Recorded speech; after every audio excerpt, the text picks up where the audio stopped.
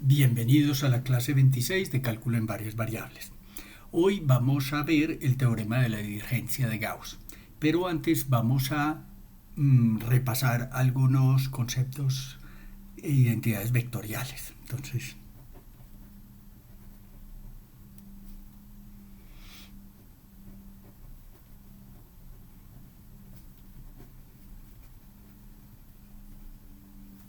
insisto que si ustedes no toman notas durante estos videos, es poco lo que pueden aprender. Sea f una función vectorial con componentes p, q y r.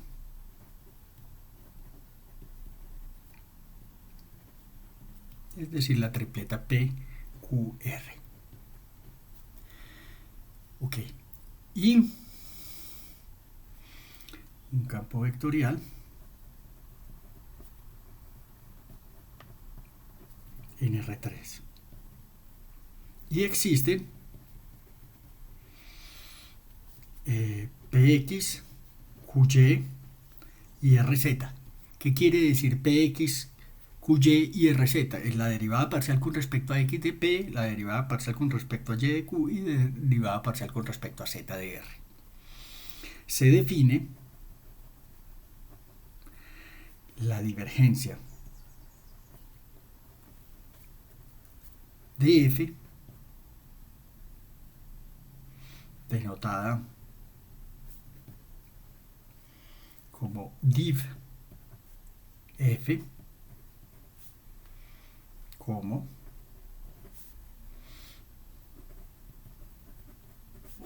es otra cosa que la suma de p de x más de q de y más de r de z. Pues px más qy más rz. Pero esto, digamos, también se puede escribir y sirve como una buena memotecnia como el operador gradiente producto punto por el vector f. Es decir, el primero por el primero, entonces va a dar px, más el segundo por el segundo, va a dar qy, y el tercero por el tercero de f, que sería rz. Bien, veamos un ejemplo. Sea f de x y z dado por xyz y más xzj más xyk. Esto, digamos, no es otra cosa que la tripleta xyz, xz y xy. Entonces, la divergencia de ese vector f pues no es otra cosa que el producto punto del vector gradiente por f, y la derivada de este con respecto a x me va a dar yz, la derivada de este con respecto a y me va a dar 0, y la derivada de este con respecto a z me va a dar 0, me va a dar yz. Es una función escalar. La segunda cosa que definimos, que ya pues lo conocemos, es si f está dado por PQR, es un campo vectorial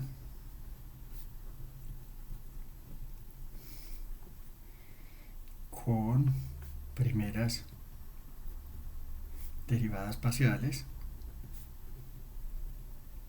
pero para que tenga sentido en casi todas las aplicaciones de este curso, o mejor aún,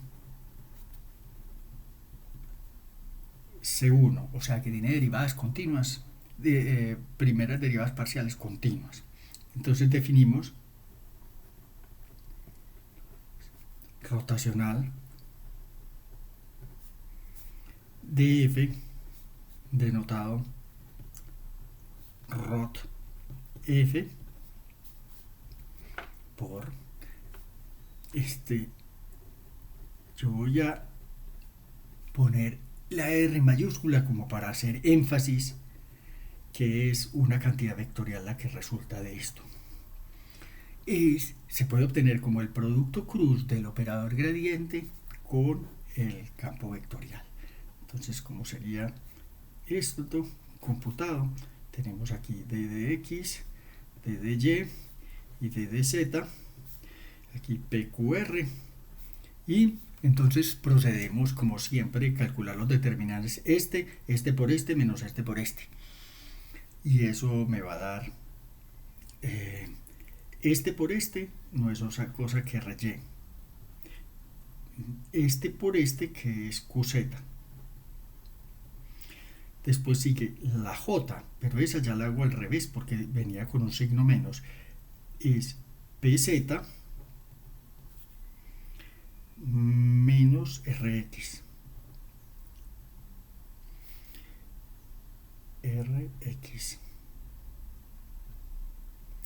Y la tercera, k, es qx menos py. Ok. Si nosotros usamos otra notación para f, digamos que haga énfasis en que la primera es la componente x, la segunda la componente y la tercera la componente z, los ponemos arriba para no confundirlos con nuestra notación de que un subíndice x significa derivada parcial con respecto a x. Entonces esto se convierte en lo siguiente: fzy menos fyz, fxz menos fzx y fyx menos fxy. Ustedes ven, notan varias cosas. Primero están estos dos índices, después se intercambian. Estos dos y estos menos esto intercambiado. Estos dos y estos intercambiados. Pero ¿cómo descubrimos cuáles son esos índices? Pues muy fácil. Usted hace un triangulito con x, y y z que se recorre de la x a la y y de la y a la z y de la z a la x. Entonces, para la componente x, de la x me voy a la y y de la y a la z. Y después cambio estos dos. Para la componente y, de la componente de y se va a la z y después a la x, a la z y después a la x. Y para la componente z se va a la x y después a la y. Y después intercambia estos dos. De manera pues que hay una manera como de encontrar, digamos, los resultados sin pues necesariamente hacer el producto cruz. Veamos un ejemplo. Sea f de x, y, z dado por x por y más xyj más k.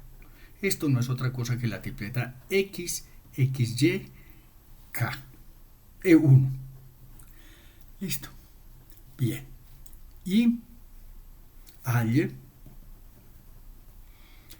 el rotacional de f.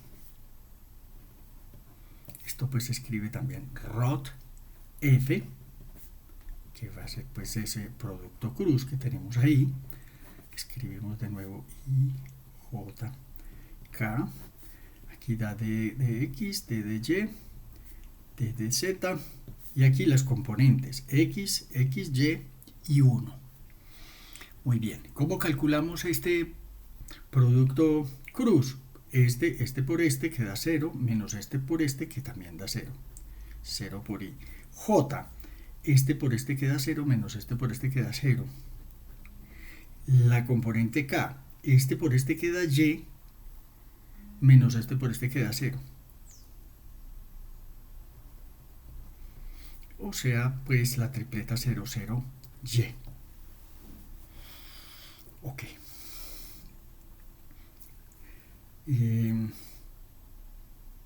Vamos a probar algo interesante. Pruebe que divergencia del rotacional de f es igual a 0 con f igual a pqr de clase C2.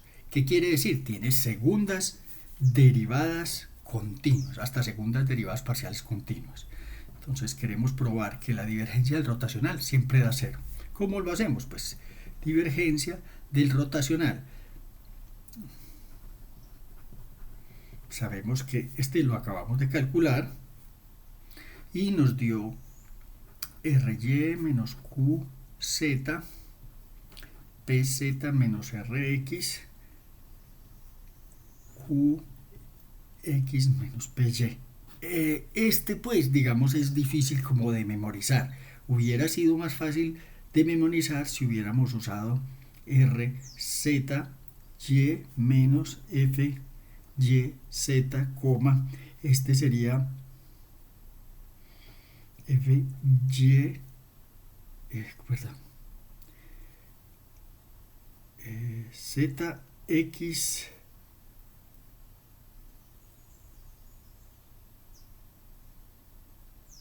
no es y z x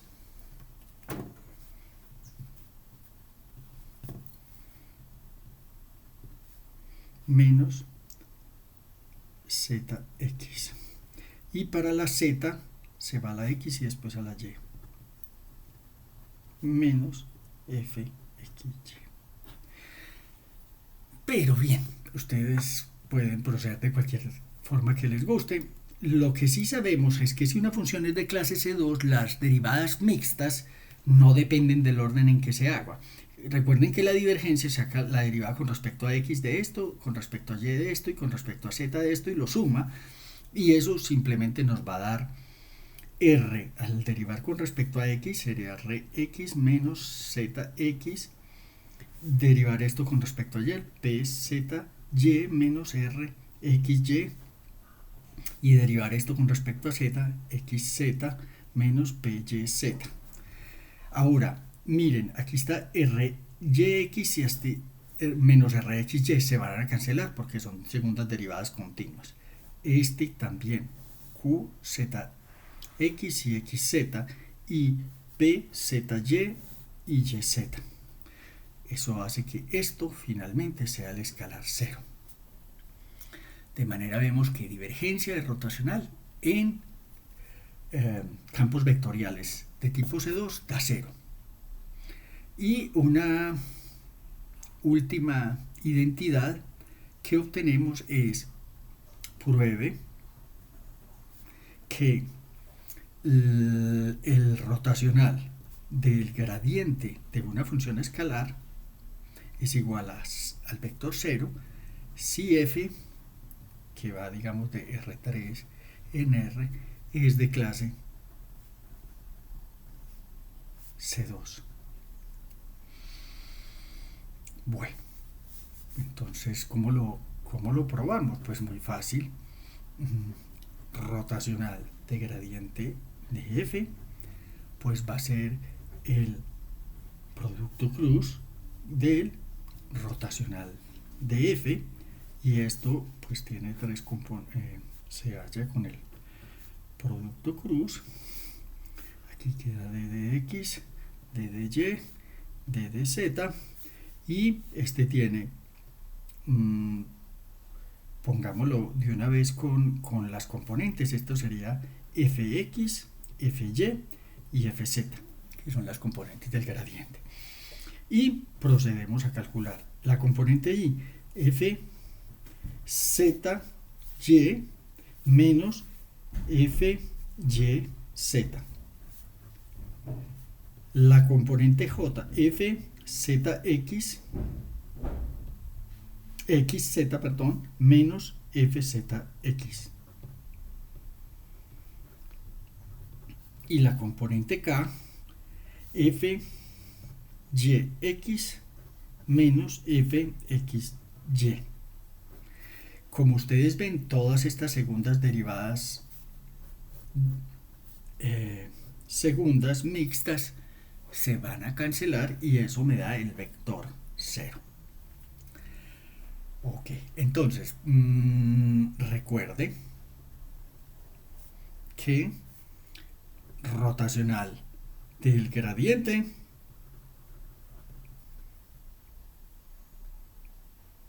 de FC2 es igual a 0. Que esto pues lo escribimos simplemente rot gradiente F igual a 0. Y el segundo resultado que obtuvimos es que divergencia del rotacional de una función f de clase C2 se tiene que esa divergencia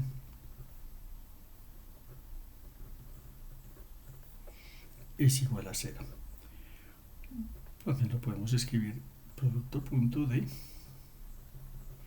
En cierto sentido, este resultado lo podemos, digamos, como intuir porque, recuerden, rotacional es producto cruz y aquí queda producto cruz donde está también, digamos, el mismo vector. Nosotros vemos que cuando hay un producto cruz y está el mismo vector, hay veces eso, pues siempre da cero si fueran simplemente números, no operadores, pero en este caso sí se cumple. Aquí lo mismo, resulta que es producto punto del operador gradiente por el operador gradiente producto cruz F. Como esos dos son perpendiculares, eso finalmente acaba, pues como estos dos son paralelos, esto acaba dando cero. Muy bien. Eso es, digamos, la antesala de nuestro teorema de la divergencia de Gauss y que va a ser en la siguiente parte de este video. Con eso acabamos esta parte del video.